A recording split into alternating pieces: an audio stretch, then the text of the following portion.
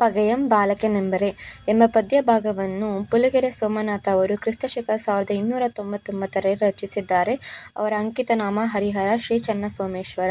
ಕೆಲವೊಮ್ಮೆ ಬಲ್ಲವರಿಂದ ಕಲಿತು ಕೆಲವೊಮ್ಮೆ ಶಾಸ್ತ್ರಗಳನ್ನು ಕೇಳುತ್ತಾ, ಅಂದರೆ ಹೀಗೆ ಸರ್ವಜ್ಞನಾಗಬೇಕಂದ್ರೆ ಯಾವ ರೀತಿ ಯಾವ ಮೂಲಗಳಿಂದ ಜ್ಞಾನವನ್ನು ಪಡೆದುಕೊಳ್ಳಬೇಕು ಎಂಬುದು ತುಂಬ ಸರಳವಾದ ವಿಷಯದಲ್ಲಿ ಹೇಳಿಕೊಟ್ಟಿದ್ದಾರೆ. ಕೆಲವೊಂದು ಜನಗಳಿಂದ ಕಲಿಬೇಕು, ಕೆಲವೊಂದು ಶಾಸ್ತ್ರಗಳನ್ನು ಓದುತ್ತಾ ಕಲಿಬೇಕು, ಕೆಲವೊಂದು ಸಜ್ಜನರ ಸಂಘದಿಂದ ಮೆರೆದು ಕಲಿಬೇಕು. ಒಂದು ಸಾಮಾನ್ಯ ವ್ಯಕ್ತಿಯ ಜ್ಞಾನ ಸಣ್ಣ ಜಲಪಾತವಿದ್ದಂತೆ, ಆದರೆ ಸರ್ವಜ್ಞನ ಜ್ಞಾನ ಒಂದು ಸಮುದ್ರವೇ ಇದ್ದಂತೆ.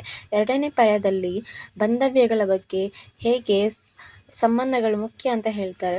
ಕಷ್ಟ ಕಾಲದಲ್ಲಿ ನೆರವಾಗದಂತಹ ಸಂಬಂಧಗಳು ಇದ್ದರೆ ಏನು ಪ್ರಯೋಜನ, ಹಾಗೆ ಕಷ್ಟ ಕಾಲದ ವಯಸ್ಸಾದಾಗ ತಂದೆ ತಾಯಿಗಳನ್ನು ನೋಡಿಕೊಳ್ಳದಿರುವಂತಹ ಸುತ್ತ ಅಂದರೆ ಮಗನಿದ್ದರೂ ಏನು ಪ್ರಯೋಜನ, ಬೆಲೆ ಎಲ್ಲ ಬಾಡಿ ಹೋದ್ಮೇಲೆ ಬಂದಂತಹ ಮಳೆ ಇದ್ದರೂ ಏನು ಪ್ರಯೋಜನ.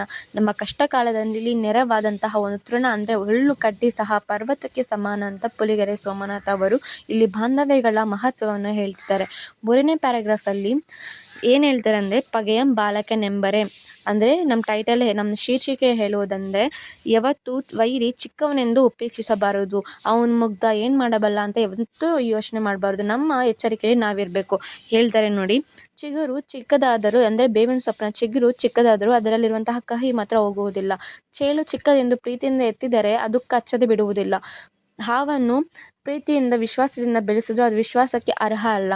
ಪಕ್ಷಿನ ಸಾಕ್ತೀನಿ ಅಂತ ಹೇಳಿಬಿಟ್ಟು ಗೂಬೆನ ಸಾಕಿದರೆ ಅದು ಏನು ಯಾವುದೇ ರೀತಿ ಅದರಿಂದ ಏನಂದರೆ ಎಂತಹ ವಿಷಯಗಳನ್ನು ಉಪೇಕ್ಷೆ ಮಾಡಬಾರದು ಎಂದು ಪುಲಿಗೆರೆ ಸೋಮನಾಥ ಅವರು ಚಿಕ್ಕದಾದರೂ ತುಂಬ ಜಾಗ್ರತೆಯಿಂದ ಇರಬೇಕು ಅಂತ ಹೇಳ್ತಿದ್ದಾರೆ.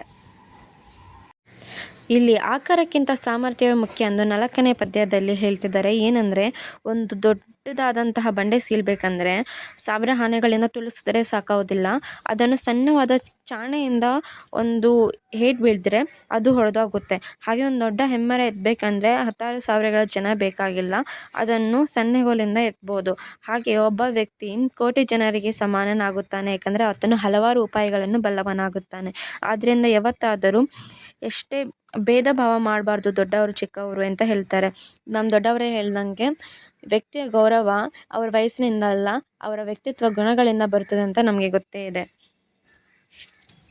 5ನೇ ಪ್ಯಾರಾಗ್ರಾಫಲ್ಲಿ ಹೇಳ್ತಾರೆ, ಪ್ರತಿಯೊಂದು ಉದ್ಯೋಗಕ್ಕೂ ಪ್ರತಿಯೊಂದು ಸ್ಥಾನಕ್ಕೂ ಸಾಧ್ಯಕ್ಕೆ ಸಾಮರ್ಥ್ಯವೇ ತೆರಿಗೆ ಹೊಣೆ ಇದೆ ಅಂತ ಹೇಳ್ತಾರೆ. ಮಂತ್ರಿ ಆಗಬೇಕಂದ್ರೆ ಆತನಿಗೆ ತುಂಬ ಚಮತ್ಕಾರಗಳು ಗೊತ್ತಿರಬೇಕು, ಆತನಿಗೆ ಹಲವಾರು ಸಮಸ್ಯೆಗಳ ಉಪಾಯಗಳು ಗೊತ್ತಿರಬೇಕು. ಹಾಗೆ ರಾಜನಾಗಬೇಕಂದ್ರೆ ಕೋಪಗಳನ್ನು ಬಿಟ್ಬಿಟ್ಟು ರಾಜ್ಯವನ್ನು ಶಾಂತಿಯುತವಾಗಿ ಆಳ್ವಿಕೆಯನ್ನು ಮಾಡಬೇಕು. ಕೋಪದಿಂದ ಆಳಿದ್ರೆ ಜನಗಳು ಮತ್ತು ಅವರು ಮಧ್ಯೆ ಇರುವಂತಹ ಬಾಂಧವ್ಯ ಇರುವುದಿಲ್ಲ.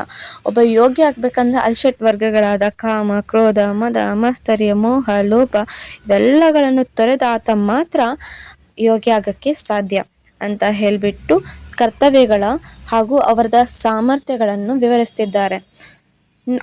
ಕೊನೆಯದಾಗಿ 6ನೇ ಪದ್ಯದಲ್ಲಿ ಏನು ಹೇಳಲಿಕ್ಕೆ ಹೊರಟಿದ್ದಾರೆ ಅಂದರೆ, ಅಂತರಂಗದ ಶುದ್ಧಿ ಮತ್ತು ಬಹಿರಂಗದ ಶುದ್ಧಿಯ ಬಗ್ಗೆ ತುಂಬ ಸರಳವಾದ ಭಾಷೆಯಲ್ಲಿ ಹೇಳ್ತಿದ್ದಾರೆ. ಹೇಗೆ 100 ಬಾರಿ ಆಚೆ ಮನುಷ್ಯ ಸ್ನಾನ ಮಾಡಿದ್ರು ಆತನಲ್ಲಿರುವಂತಹ ಇನ್ಸೈಡ್ ಅಂದರೆ ಅಂತರಂಗದಲ್ಲಿರುವಂತಹ ಅಸೂಯೆ, ಕೋಪ ಅವೆಲ್ಲ ಇನ್ನೊಬ್ಬರ ಮೇಲೆ ಎಲ್ಲಿಗೂ ಕರಗೋದಿಲ್ಲ.